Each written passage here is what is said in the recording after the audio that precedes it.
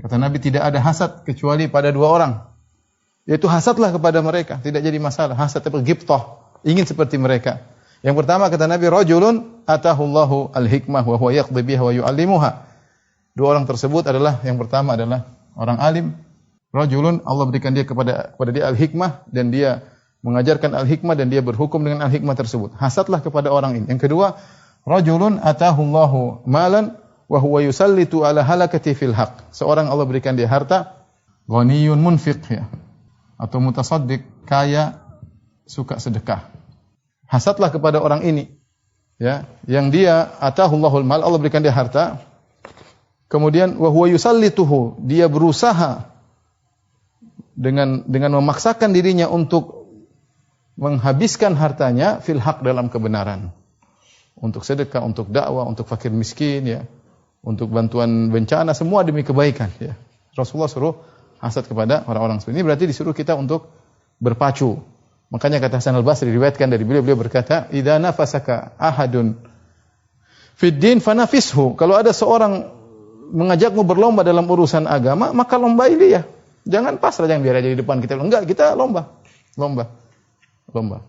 Makanya kata para ulama, kalau dalam masalah kebaikan tidak ada ithar. Kita misalnya saf pertama, kemudian ada orang, bapak aja saf pertama, saya di belakang. Oh enggak, itu makruh hukumnya.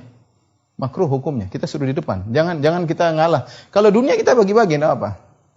Kalau kebajikan kita enggak ithar. Enggak ithar itu enggak mendahulukan orang. Kita bilang enggak, saya depan.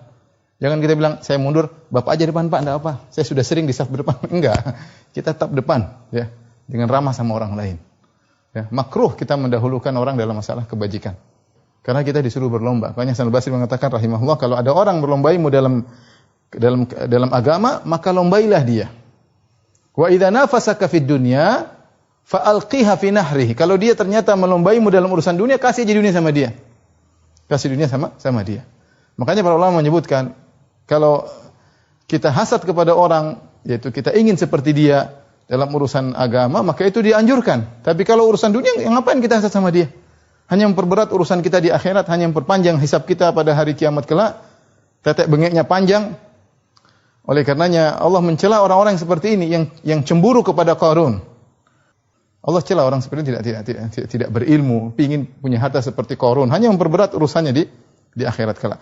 Oleh karenanya Nabi yang menyuruh kita untuk berlomba, ya. Allah menyuruh, Nabi SAW juga menyuruh kita untuk berlomba dalam kebajikan. Jangan berlomba dalam dunia, kita seperlunya. Wa bataghi fima atakallahu daral akhirah.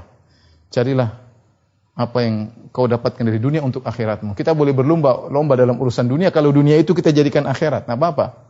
Berlomba dalam bisnis. Kenapa? Karena hasilnya mau saya sedekahkan. Karena hasilnya mau saya keluarkan untuk perjuangan di jalan Allah Subhanahu wa taala. Karena hasilnya mau saya bikin pondok, karena hasilnya mau saya bikin masjid. Enggak apa-apa. Berarti kita berlomba di akhirat, bukan berlomba dunia. Ya. Bukan berlomba dunia. Jadi Nabi yang suruh kita untuk berlomba.